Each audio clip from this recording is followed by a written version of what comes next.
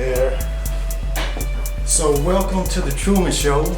We got a very special guest here that is making waves. A lot of you already know who he is. Yeah, we call this the Rick Yard. So tell us a little bit about where we are. Tell us about the set. Oh man, it's my partner Blowhouse, homie. Just like the grown folk boys and girl club. He I hate to say a legendary street guy, but he's a pillar in this community. And so a lot of guys who are also pillars in the community, stop through here before work, after work. He's a single father who has a teenage daughter and a teenage son. I watch the nigga wake up every day, cook breakfast, send his kids off to school. So I start my day working out over here. It's been like that for probably about 2 years now. It's kind of like the think tank. So you're nigga going through some shit, nigga come over here, smoke, listen to music. He got a consistent program of working out every day. He ain't changed his program in years. Most people change theirs over time. So, no, nigga come here to reset his life sometime. Steel sharpens steel, homie. Iron sharpens iron. So other men come over here. Shit, this nigga have a problem with their girls and sleep in that car right there. They sleep in that car when his kids get up and go to school because he have a daughter. So when his kids get up and go to school, the niggas can come in and take a shower, get some breakfast, get on his laptop, look for a job. We call this like the Underground Railroad. Nigga, we gonna come share resources over here. Out of 20 niggas over here, homie, if my nigga struggling to pay his office rent, his $500, we gonna come up with that $500. So yeah, we help one another meet a need. It's kind of like a church congregation, brotherhood, fellowship. It's just outside the church. So I guess you can say this the church. He say I'm Jesus. I say he Moses. Moses had a stuttering problem, so Aaron was his spokesperson. Most of my niggas can't speak, articulate things like me. I'm the spokesperson for not that I'm a savior or nothing, but if we had to compare ourselves to those characters, then I ain't the one. I'm just the one that can talk for the one. Who are you? Because not everyone knows you yet. They're gonna learn quickly, but for the people that don't know. Man, I'm a Texas nigga. Yeah, and nigga is a mindset. It's not a race. I'm an honest person. I've been known to be honest. So most people won't call me a liar.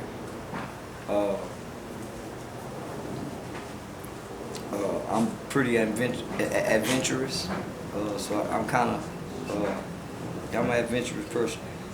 I guess that's why I fuck with these street niggas and gangbanging niggas instead of climbing mountains, skydiving or something like that. I'm very intellectual, so yeah, I'm more academia than I am sports. I can play basketball. I'm athletic, but no, I mean, it's something about books in the mind. That I was able to tap into early on as a kid. So I read lots of books, man, books that I can't even remember the titles and the names, but I retain the information.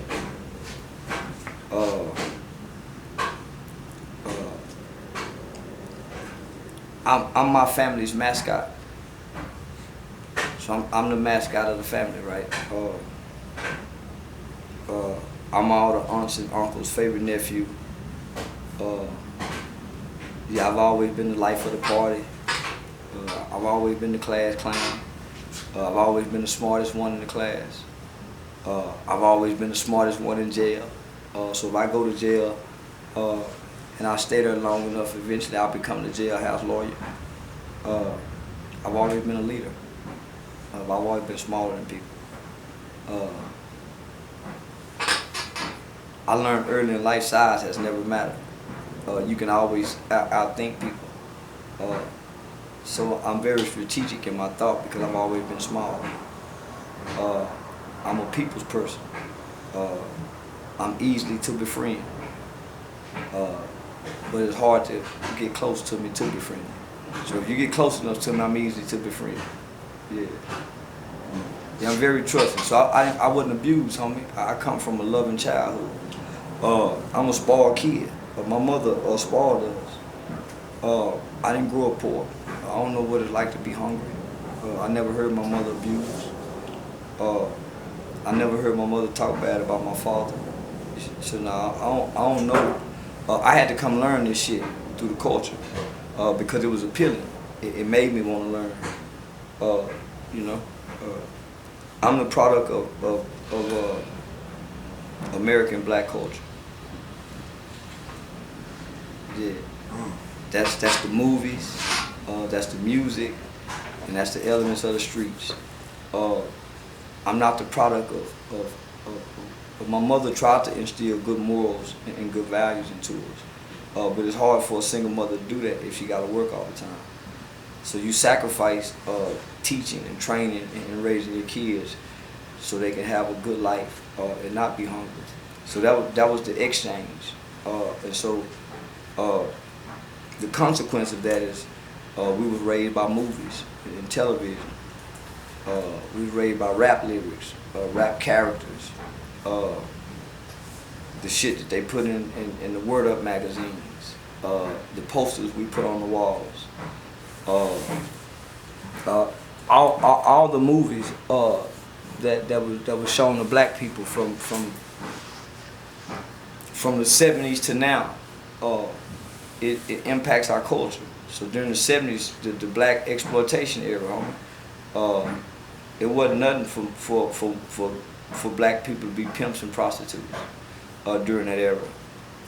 When you think about the jazz era, we think about the movie American Gangster with Frank Lucas. That's our grandmother's generation. For them, it's their great grandmother's generation. But that was a heroin era.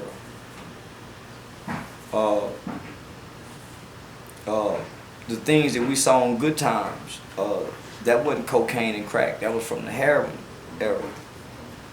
So then here we come in the 70s, and all the black exploitation films, man, Superfly, the Mac. You know, I was raised to watch those movies. My uncle was a pimp. My grandmother was a street person. My aunt was a street person.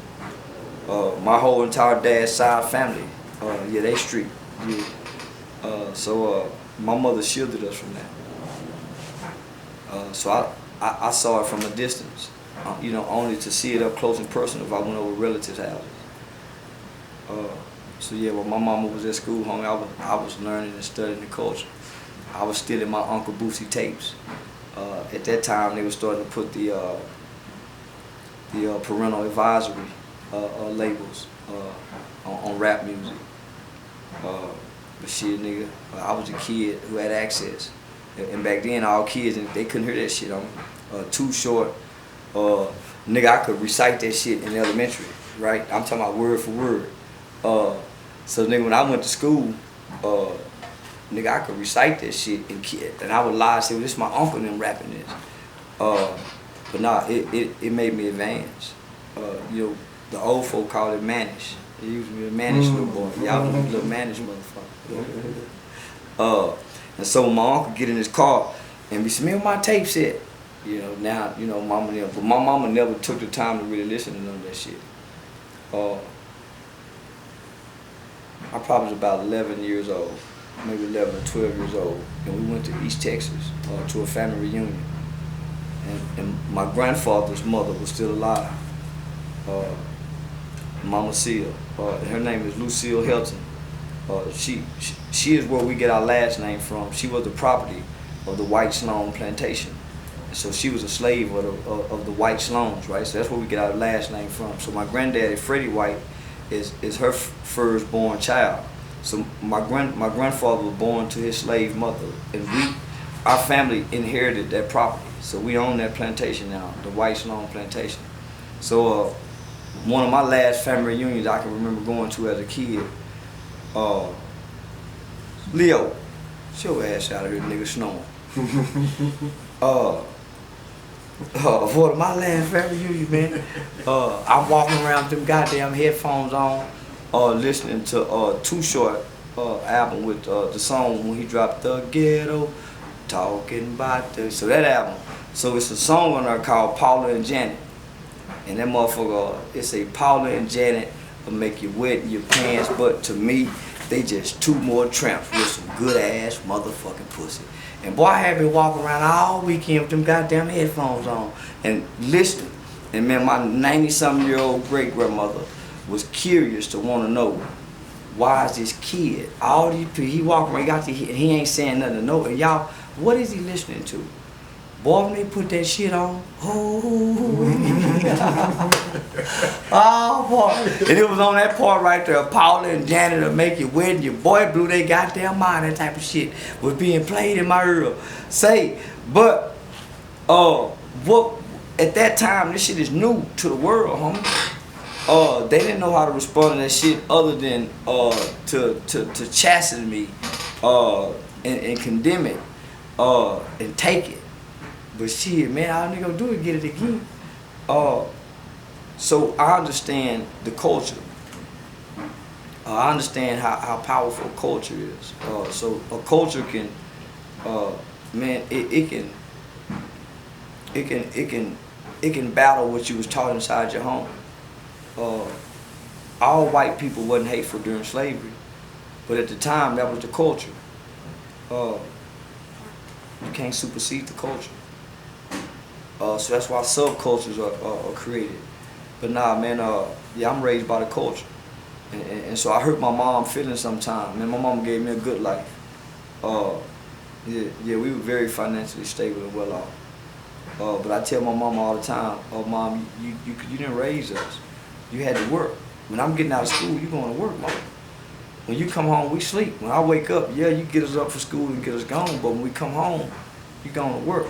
So not that you provided a great life, a great home life for us, or nurtured, you love, but you didn't raise us. You had to go to work. And most single parents don't get to raise their children. All different other elements. You got to drop them off over here. They got to go here. So too many other people have access to them. Nigga, television had access to my little mind. Rap lyrics shaped my delinquent behavior. Yeah, nah, I ain't see none of that shit up close and personal. I ain't see drugs being sold in my neighborhood. I didn't live in that neighborhood. See what I'm saying? So, a lack of parental supervision, absence of a father abandonment, not very much child neglect, you know, just missing the essentials that every child need in life, structure, love, that strong family element. And it's hard for a single black woman to work hard and make it out of poverty and exist in the type of life my mother made it to, homie, and be there in the home to instill the type of things she wanted to instill. There was no reinforcement in the community. It takes a village to raise a child. It don't take a mother and a father. It take a village. So it wasn't a village. My mother had no support, none whatsoever. She was the support to the whole family. Yeah.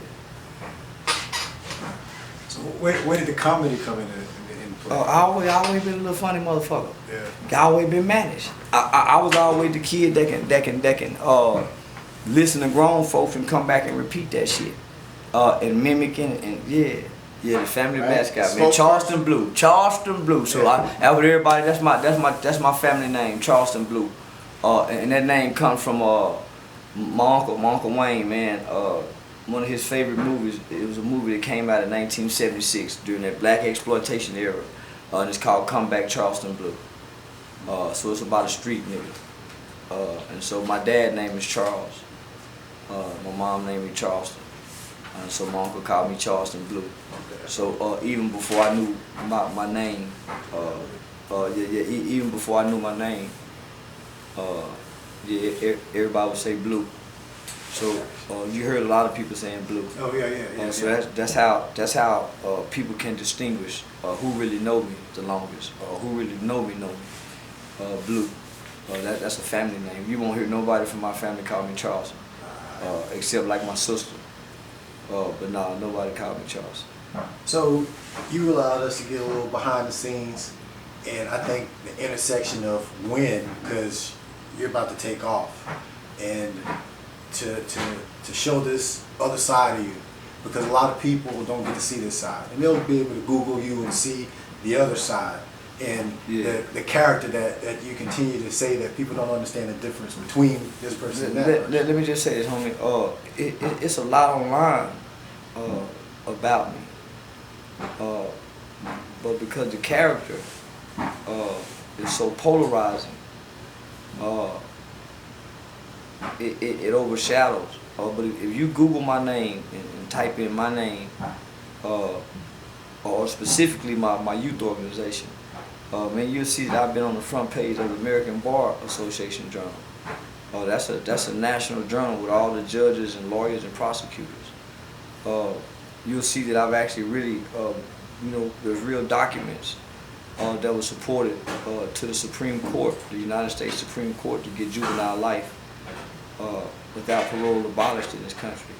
I've really worked with over 50 U.S. congressional members. I really have done trainings for the U.S. Department of Homeland Security Human Trafficking Division.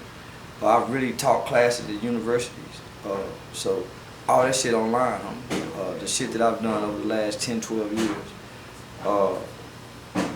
I don't know what this shit is. You know what I'm saying? I don't know what this internet shit is. I mean, my nigga tell me, my nigga Sane say, it's me getting the rewards of all the years I did the community work, homie. I never asked for nothing. So yeah, that's what my nigga said, yeah. How you say things is very important. You say something in the wrong way to a person of authority, it could get you locked up. You see what I'm saying? So that's very important. So I understand that. That's why I'm saying it the way I'm saying it. Yeah. It takes somebody, homie. It takes a good spirited person to align with what I'm saying. You ain't got to be smart. You ain't got to be rich. You don't even have to be intelligent. It takes a good spirit to align with what I'm saying. Because as I'm saying, fuck you, bitch ass nigga, I ain't got no hate in my heart. I'm telling you, I would rather put you in jail than kill you, nigga. Nigga, that's compassion. You wouldn't show that to me. So, nigga, yeah, I walk with my head held high. I sleep good at night.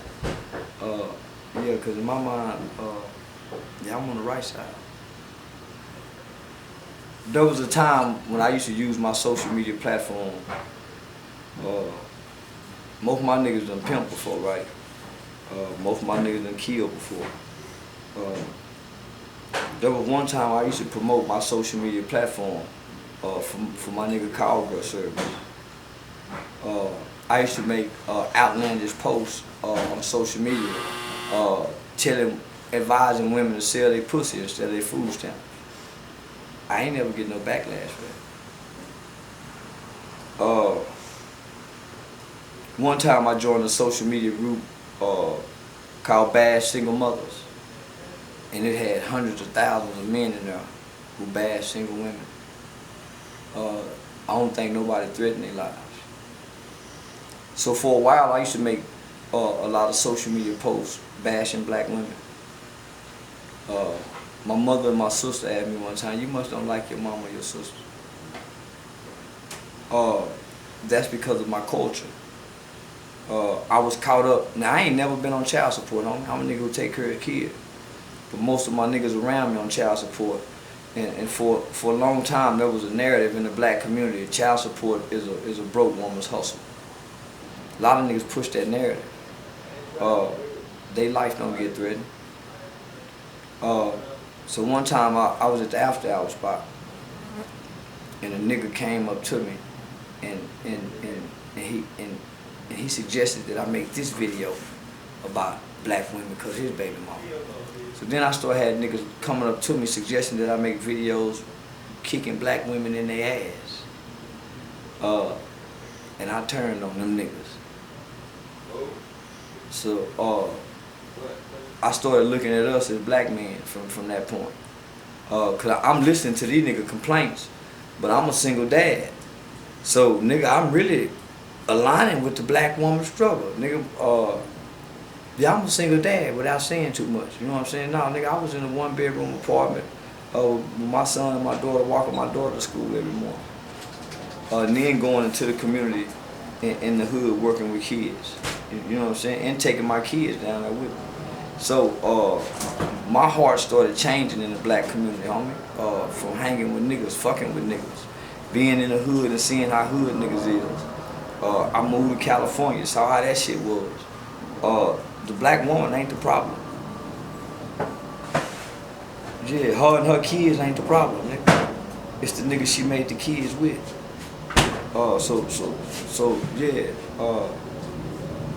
Yeah, I ain't no saint. But nigga, I'm a day one daddy. Yeah, I ain't never been absent. So that's what I think separates me from most niggas. So that's when my tune changed online. And now at this time, I'm starting to do youth advocacy work. So now I'm starting to speak in churches. We started out speaking in churches. We went from churches to like halfway house juvenile facilities. And then we started going to all the state juvenile facilities throughout the entire state of Texas. So my youth organization had became so big, it was highly recommended to all 254 counties throughout the state of Texas. And at that time, I didn't even know it was 254 counties in Texas.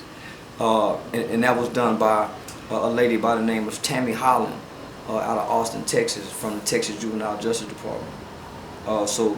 So when she sent me that email, she said, "Charleston, I hope your speaking calendar fills up." And I ain't stopped speaking since. Yeah. Yeah, I ain't stopped speaking since.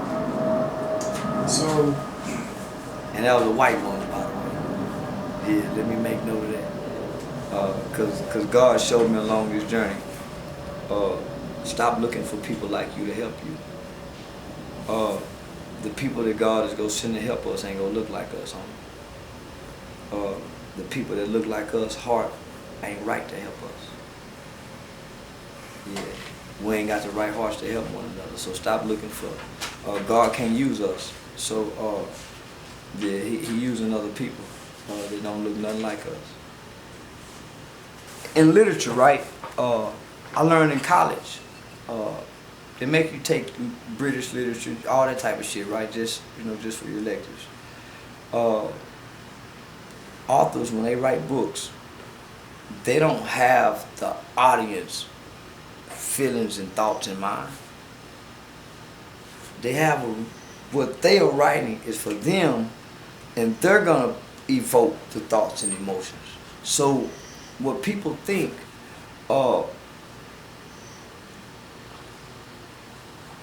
what people think about who I am, it don't affect the legacy of what I do. Those are people's opinions. And they're gonna be a difference of opinions. And nobody's opinions will be true. Only what I've done will be true, homie. So that's all that matters. So my niggas say, in today's time, the truth ain't the truth no more. The truth is what you can make a motherfucker believe. So why do you care about what everybody's truth is? The truth ain't the truth no more. It's what you can make a motherfucker believe. So nah, nigga, if I get mad, I hide behind the fact that nah, nigga, this is what I do in real life. Yeah, if I get mad and motherfucker say what somebody done said, nigga, fuck what I done said. Nigga, what I do in real life. Yeah.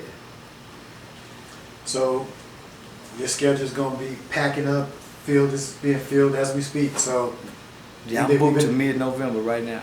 Already. Yeah. So we were able to just slide in at yeah. I mean just Yeah. That's that divine time. And I'm already booked for the first of the year. So December is the only thing open, but January I already booked. That's crazy. Yeah. Talk to some of your partners and everything, Yeah. so they got to tell their side of whatever they want to say. So, pretty well-rounded weekend. So I'm we special to a appreciate lot it. of people, homie, as y'all can see. Yeah. I'm and that ain't even half of it. Whatever I was as a child, my dreams used to tell me something, homie, that it was something special about me. The kind of dreams I had that I can still remember as an adult now, as a kid.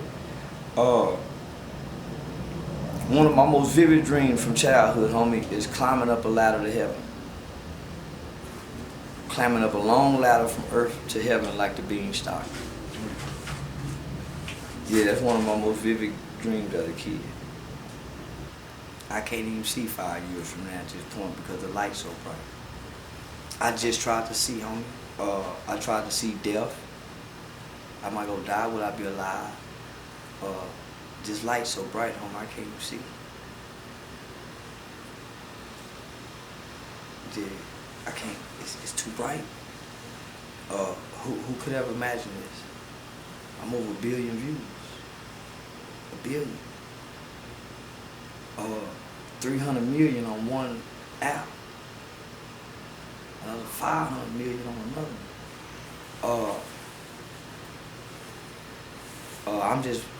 I'm just walking by spirit. Yeah, it's all at this point, my nigga. Yeah. I'm making it out of some dangerous situations because the light's so bright. I can't see what's all around me. It's lights everywhere.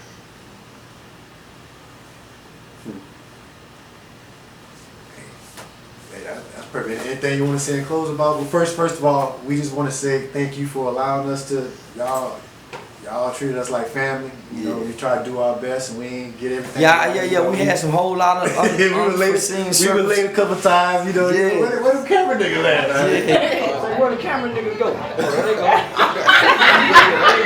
Y'all, this behind the scenes footage, this family. So yeah, this something here they don't get to get. Yeah, nah, man. But you know, after what happened last night, everybody, you know, made sure y'all was safety. One of the main concerns was, man, we glad, you know, everything was at peace. Where y'all at? I think those people don't know. I ain't gonna say those people, but the mothers, the parents, the grandmothers. They appreciated what we brought to that community yesterday. Say, man, you see, we out here in West Dallas. You know, y'all know my co-host, my childhood friend, Dewberry, man, my nigga Patrick Weatherall. This the neighborhood they from. This West Dallas, the heart of the ghetto. So this the West Dallas Super Bowl. So you see, this all the Little League football team, man. So the community, the families, the mothers, the fathers, the whole community out here, man, supporting the kids. So I've been supporting Little League football, homie, forever. So once my niggas start coaching Little League football, I come out here, you know, come shine the light on this shit, man. So yeah, we gonna walk through and interview some kids and just ask them some questions about the league, you know, what team you playing, and all that. You know, one thing about our people, they love these cameras. So yeah, we gonna make their day with these cameras. So. Say, what team is this playing? Huh? The West Dallas Rebels. The West Dallas Vikings. Okay, the West Dallas Rebels against the West Dallas Vikings. Alright. Yeah, I want to find the coach. I want to interview the coach. Which one the coach? In the black right there? Y'all, come on. Don't believe it. Y'all got two options. What's the second option? We don't give them no juice today. Hold it up. When you get in the picture. All right. Start that up. Bro, chill. Hey, no. Put it down. Hold on. What is he doing? Excuse me. Hey, put that damn camera down and get over there where y'all supposed to be, man. It's time to focus, man. Ain't no time to watch TV. The cameras come when y'all earn a paycheck, man. Get over there, man.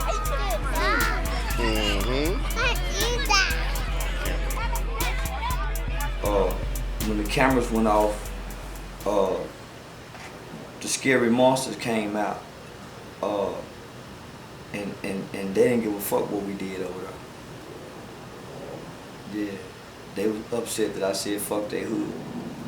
And I said something, but my action was something totally opposite of what I said. But when this footage is released, all them niggas go feel shame. Yeah, when this footage drop home, all them niggas go feel shame. They gonna have to walk with their head down in that community. Yeah, and I can't wait. So I appreciate y'all, brother. Say, man, I just want to give a shout out to Spirituality in Action, man. Appreciate y'all for making this possible and making it happen. And who was them other motherfuckers you just said? BMP. BMP? Yeah. Fuck that man. Fuck BMP me.